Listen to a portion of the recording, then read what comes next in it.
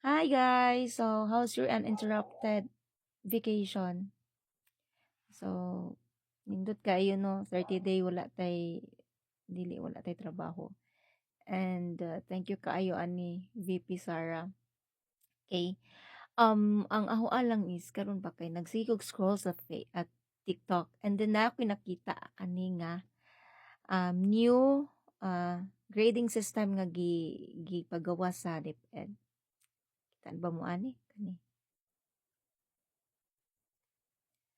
So, very challenging ni siya sa part sa mga students, especially if kanang mga students is nag-aim na sila nga mabilong or mabilong, ma-include sa Academic Excellence Awardees. Nganuman,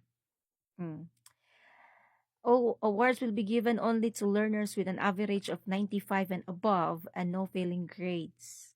So, di ba karon kay maskig na kay failing grades like or kanang naka line 7 ka or na fail gyud ka but ag imuhang average is natungko lang sa 90.